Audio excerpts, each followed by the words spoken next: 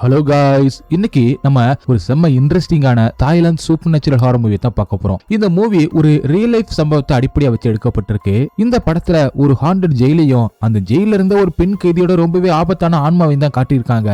இந்த மூவியோட பேர் கிங் கவ். கிங் கவ் உண்மையிலே இருந்த ஒரு பொண்ணு, தாய்லாந்தோட செகண்ட் ஃபீமேல் இன்மேட், அதாவது ரெண்டாவது பெண் கைதியா இருந்தவங்க.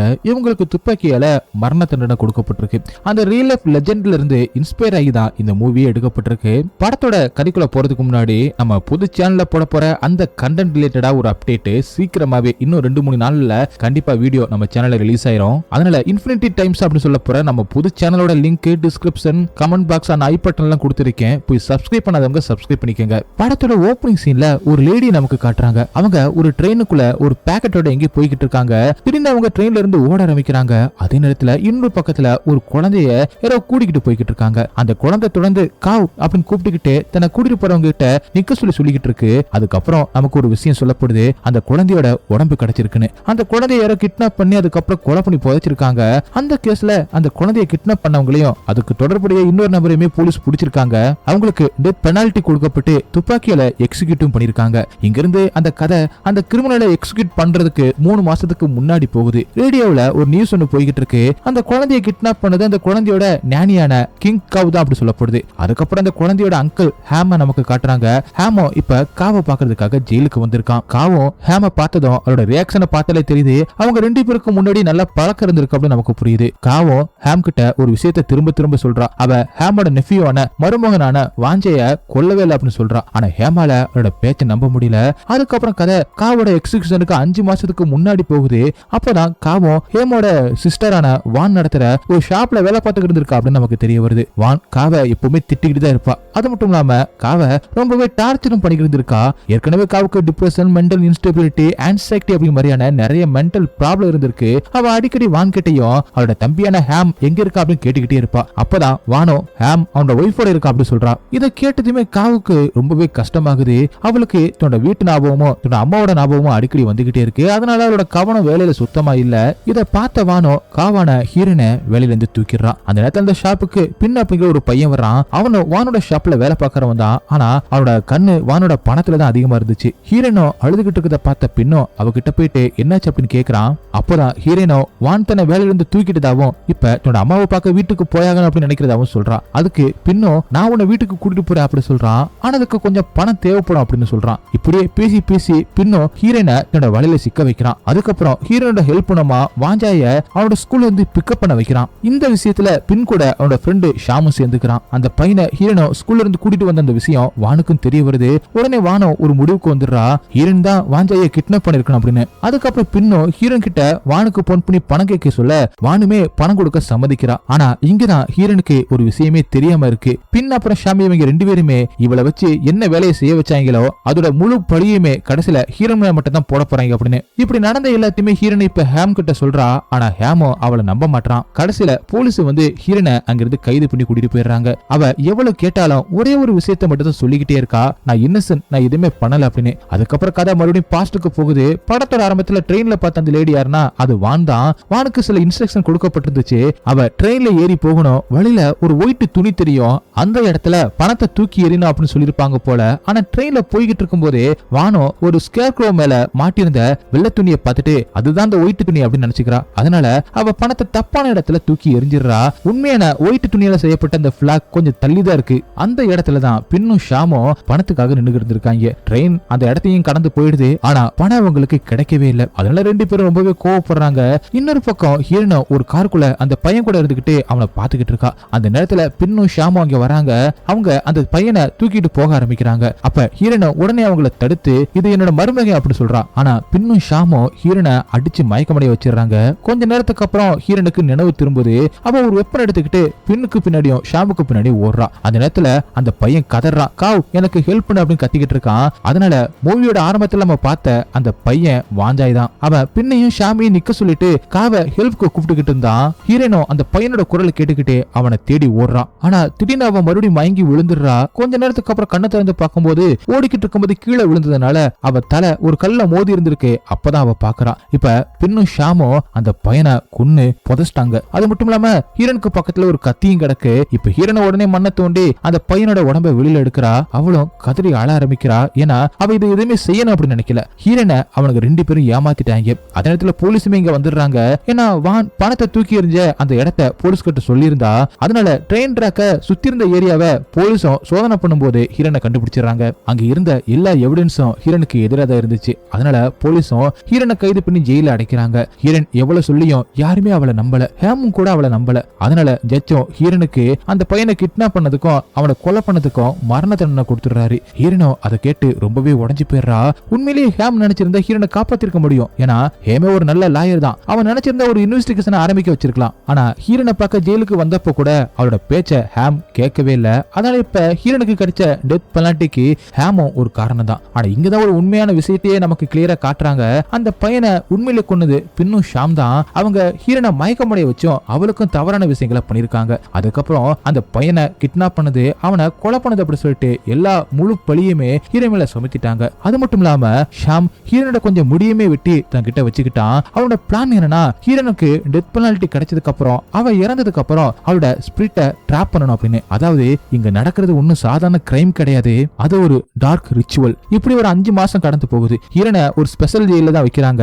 அங்க மரண தண்டனை கொடுக்க போற கிரிமினலா மட்டும்தான் வைப்பாங்க. ஒரு நாள் திடீர்னு வார்டன் வந்து ஹீரோனோட ரூமுக்கு வந்து அவளுக்கு புதுசா ஒரு துணியை கொடுத்து அதை போட்டுக்க சொல்றான். ஹீரோனுக்கு உடனே ஒரு நம்பிக்கை வந்துருது, ஒருவேளை ஹேம் என்ன விடுதலை பண்ணிட்டாரோ அப்படின்னு. அதனால அதை நினைச்சு அவ சந்தோஷப்படுறா. ஆனா வார்டன் அவளை வெளியில கூட்டிட்டு போனதுக்கு அப்புறமா தான் அவளுக்கு உண்மை தெரிய வருது. அவள் இன்னைக்கு துப்பாக்கியிலே சுட்டு கொல்ல போறாங்க அப்படின்னு. அந்த ஒரு நிமிஷத்துல ஹீரோ கிட்ட இருந்த கடைசி நம்பிக்கையும் போயிடுது. அவளோட கேஸ பத்தியும் அவளுக்கு டெத் பெனால்டி கொடுக்க போறத பத்தியும் ரேடியோல நியூஸா சொல்றாங்க. இந்த நியூஸை கேட்டதும் ஹேம் ரொம்பவே வருத்தப்படுறான். இன்னொரு பக்கம் ஹீரோனுக்கு அவளோட லாஸ்ட் மீல் கொடுக்கறாங்க. ஆனா அவ சாப்பிடுற அந்த கடைசி மீல் இருக்கிற எல்லா டிஷ்ஷும் ஹேமுக்கு ரொம்பவே பிடிச்ச டிஷ் தான். அதுக்கப்புறம் அந்த மரண தண்டனையை நிறைவேற்ற போற பேந்தம் அப்படிங்கிற ஒருத்தனை காட்டுறாங்க. கடைசியில ஹீரோனுக்கு மரண தண்டனையை கொடுக்க ஆரம்பிக்கிறாங்க. முதல்ல துப்பாக்கியில சுட்டதுமே ஹீரோன் உடனே சாகல. அதனால மறுபடியும் சொல்றாங்க.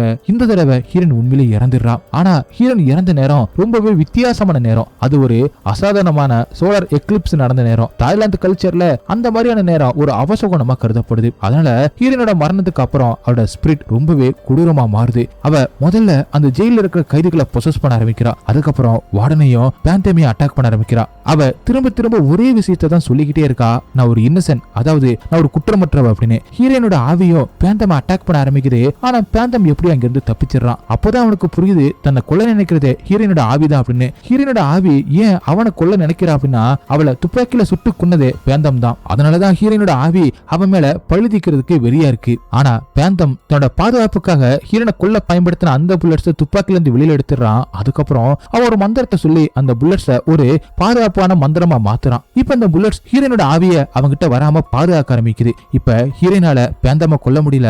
அதனால அவ வேற ஒரு முடிவு எடுக்க ஆரம்பிக்கிறா. பேந்தம விட்டுட்டு தன்னோட மரணத்துக்கு காரணமானவங்கள பழி வாங்கணும் அப்படின்னு. அதனால அவளும் அந்த ஜெயிலோட சுவத்தை கிராஸ் பண்ணி வெளியில வந்துடுறா. அப்ப டக்குன்னு ஹீரோனோட ஆவி திடீர்னு கேமராக்கு முன்னாடி வர மாதிரி காட்டுறாங்க.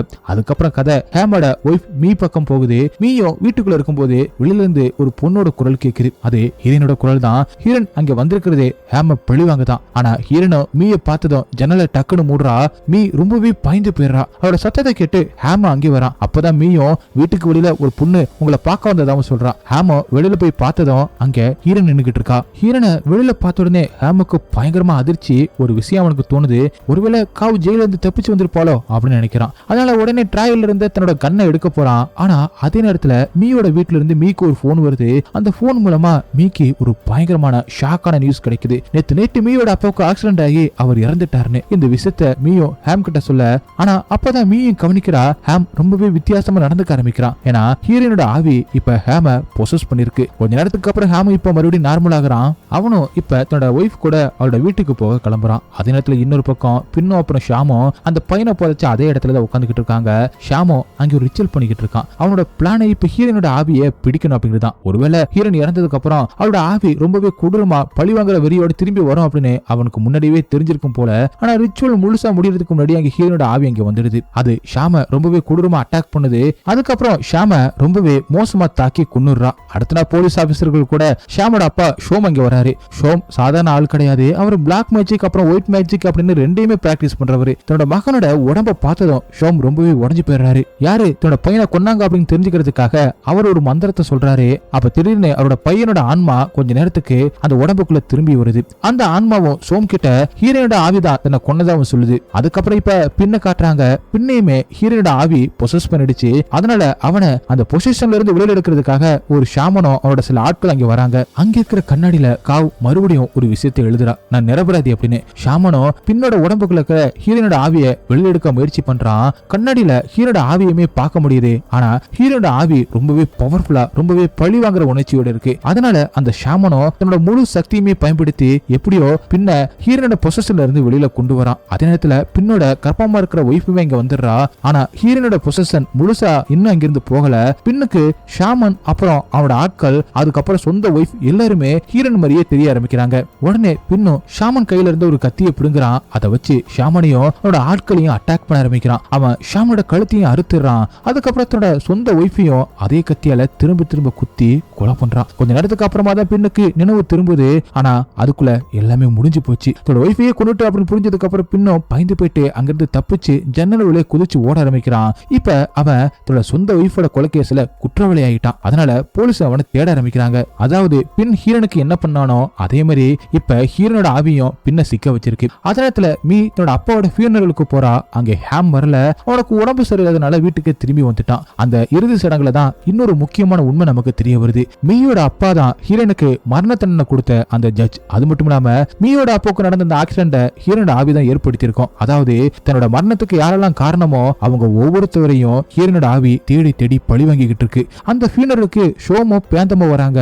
அவங்க மீகிட்ட எல்லா உண்மையை சொல்லிடுறாங்க. அதாவது ஹீரோனோட வெறி பிடிச்சு போன அந்த ஆவி தான் தன்னோட மரணத்துக்கு தொடர்புடைய எல்லாரையுமே டார்கெட் பண்ணிக்கிட்டு இருக்குன்னு. அந்த லிஸ்ட்ல ஜட்ஜ், பின், சாம், பேந்தம், ஹேம், பான் அப்படின்னு சொல்லிட்டு எல்லாருமே இருக்காங்க. அதனால ஹீரோனோட ஆவியும் இப்ப ரொம்பவே ஆபத்தாவும் மாறிடுச்சு. ஷோம் மீய ஹேம் கூட தன்னோட வீட்டுக்கு வர சொல்றான். மீ உடனே ஹேம கூட்டிட்டு வரதுக்காக வீட்டுக்கு போறா. இன்னொரு பக்கம் ஹீரோனோட ஆவியும் ஹேம ஹான் பண்ணிக்கிட்டு இருக்கு. அவளோட பாஸ்ட் மெமரிஸ ஹேமுக்கு காட்டிக்கிட்டு இருக்கா. அப்பதான் நமக்கு இன்னொரு முக்கியமான உண்மையும் தெரிய வருது. ஹீரோன் ஆரம்பத்துல இப்படிப்பட்டவளும் கிடையாது. அவ ஒரு நார்மலான பொண்ணா தான் இருந்திருக்கா. அவளுக்கும் ஹேமுக்கும் ஒருத்தர் ரொம்பவே பிடிக்கும். ரெண்டு பேரும் உண்மையாவே காதலிச்சுக்கிட்டு தான் இருந்திருக்காங்க. ஆனா ஹேமோட சிஸ்டர் வான் இருக்காங்கல்ல, அவங்க ஹீரோன் ஹேம கல்யாணம் பண்ணிக்கிறது பிடிக்கவே இல்ல. அதனால வானோ ஹேம பேங்காக்கு போக சொல்றா. அது மட்டும் இல்லாம பேங்காக்ல ஒரு பொண்ணுமே வான் ஹேமுக்காக பார்த்து வச்சிருந்தா. அந்த பொண்ணை தான் ஹேம் கல்யாணம் பண்ணிக்கணும் அப்படின்னு வான் நினைச்சா. காவத்தோட ஷாப்ல வேலை செய்ய சொல்லிக்கிட்டு இருந்தா. காலம் போக போக ஹீரோன் ஹேம மறந்துடுவா அப்படின்னு வான் நினைச்சா. ஹேமோ தோட சிஸ்டர் சொன்னதை கேட்டு பேங்காக்கு போக பிளான் பண்றான். அதுக்கப்புறமா தான் ஹீரோனுக்கு ஹேம் தன்னை விட்டுட்டு தனியா பேங்காக்கு போயிட்டான் அப்படின்னு தெரிய வருது. அதுக்கப்புறமா தான் அவ டிப்ரெஷனுக்குள்ள போயிருக்கா. அவளோட மென்டல் ஸ்டெபிலிட்டியும் இன்னும் மோசமாயிருக்கு. அந்த பேங்காக் போன வேற யாரும் இல்ல, அது மீதான். ஏன்னா கடைசியில ஹேம் மீயத்தான் கல்யாணம் பண்ணிக்கிட்டான். இப்ப ஹீரோனோட ஆவியும் ஹேம் கிட்ட அவன் தனக்கு எவ்வளவு பெரிய துரோகத்தை பண்ணிருக்கான் அப்படி சொல்லிக்கிட்டு இருக்கு. அதுக்கப்புறம் ஹேம தன்னோட இல்லூஷன் ட்ராப் குள்ள சிக்க வச்சுக்கிட்டு இருக்கு. அதே நேரத்துல மீமே இங்க வந்துடுறா.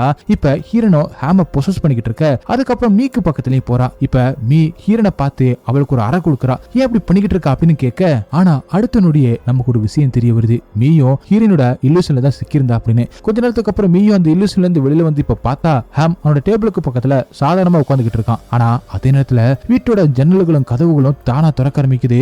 ரொம்பவே வேகமா காத்து வீசவும் ஆரம்பிக்குது. ஹீரோனோட ஆவி ஹேம பிடிச்சு வெளியில இழுத்துட்டு போக ஆரம்பிக்க, அப்ப மீயும் ஒரு புனித துணி எடுத்து கதவு மேல வீசுறா. அந்த துணி கதவோட ஒட்டிக்குது. உடனே கதவு தானா முடிக்குது. எல்லாமே நார்மல் ஆயிடுது. அந்த புனித துணியை சோம் தான் மீக்கு கொடுத்துருக்கணும் அப்படின்னு நமக்கு தோணுது. அதுக்கப்புறமே உடனே ஹேம கார்ல ஏத்திக்கிட்டு சோமோட வீட்டுக்கு கிளம்புறா. வழியில சோம் சொன்ன எல்லா விஷயங்களுமே ஹேம் கிட்டயும் சொல்றா. ஹீரோனோட ஆவி தன்னோட மரணத்துக்கு சம்பந்தப்பட்ட எல்லாருமே டார்கெட் பண்ணிக்கிட்டு இருக்கா அப்படி சொல்லிக்கிட்டு இருக்கா. அதனால இப்ப வாணிமே டேஞ்சர்ல தான் இருக்கா போல.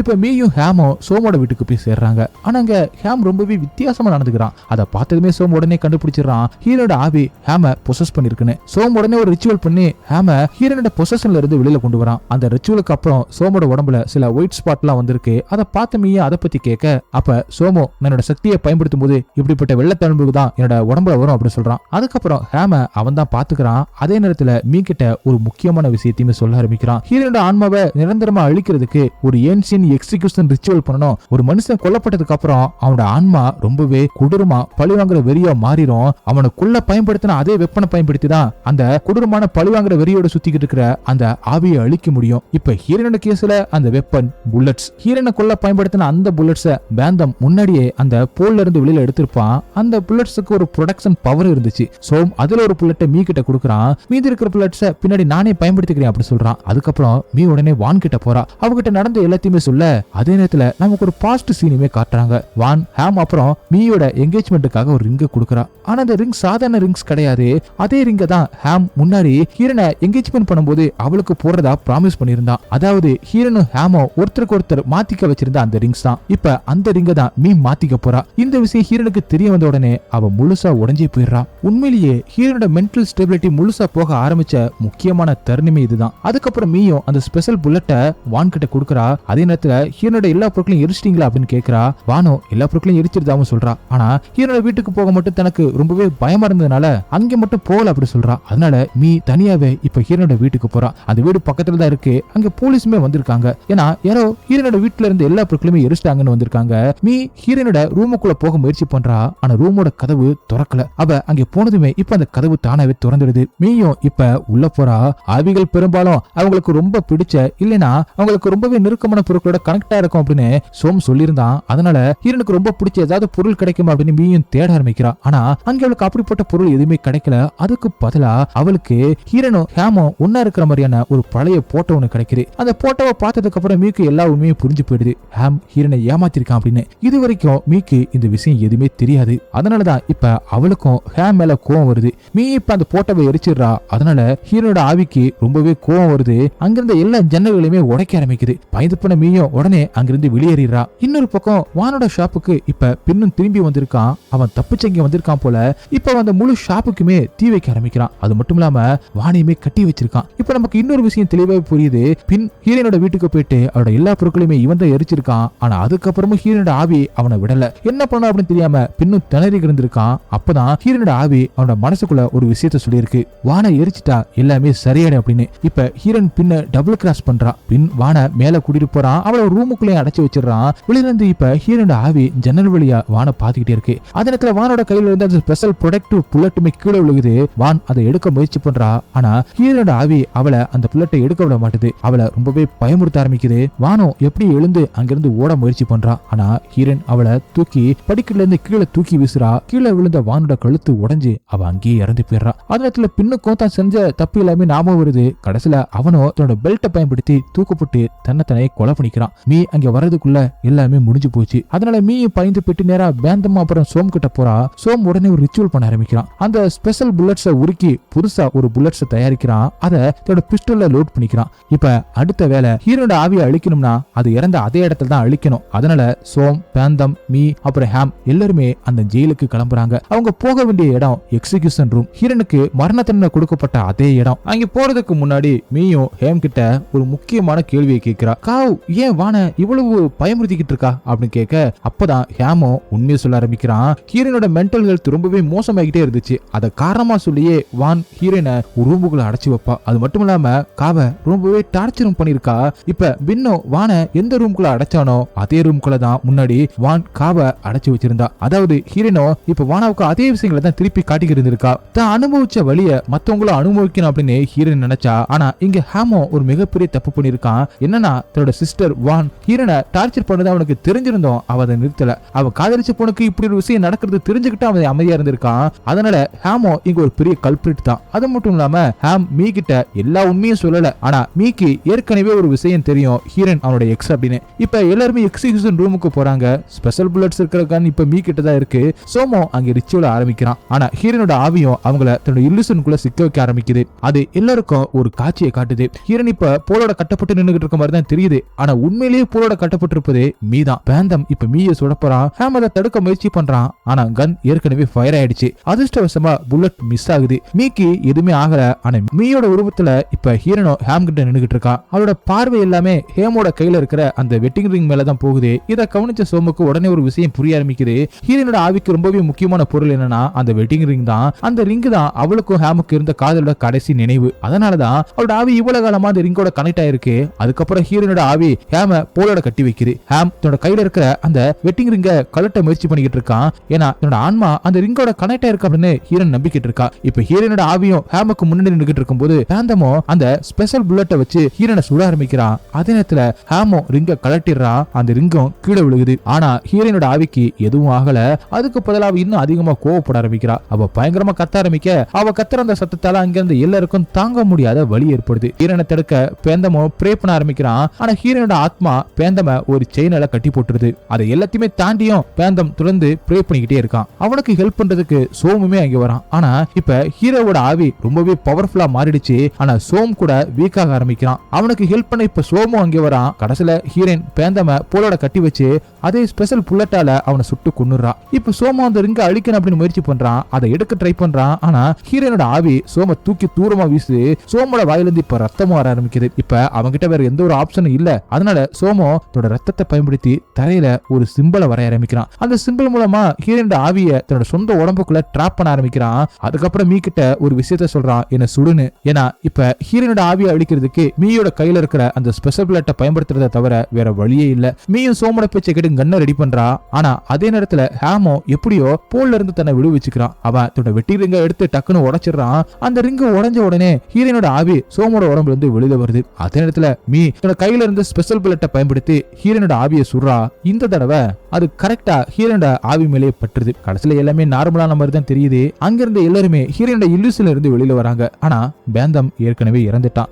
சோமோ மீ அப்புறம் ஹேம அங்கிருந்து கிளம்ப சொல்றான். அவங்க ரெண்டு பேரும் அங்கிருந்து கிளம்ப ஆரம்பிக்கிறாங்க. வர்ற வழியில ஹேமோ மீ கிட்ட ஒரு விஷயத்த சொல்றான். இனிமே நான் காவுக்காக ஒரு நல்ல மனுஷனா இருப்பேன். எப்பவுமே நல்ல விஷயங்களை தான் செய்வேன். நான் செஞ்ச தப்புகள் எல்லாம் சரி செய்ய போறேன் அப்படின்னு சொல்றான். ஆனா இங்கதான் மூவியோட மிகப்பெரிய ட்விஸ்டே வருது. அவங்க கார்ல போய்கிட்டு இருக்கும்போது திடீர்னு ஒரு பஸ்ஸோட அவங்க கார் மோதி பயங்கரமா ஆக்சிடென்ட் ஆயிடுது. அந்த ஆக்சிடென்ட்ல மீயும் ஹேமோ இறந்துடுறாங்க. அதுக்கப்புறமா தான் மீயோட கையில இருந்து அந்த ரிங்கையே காட்டுறாங்க.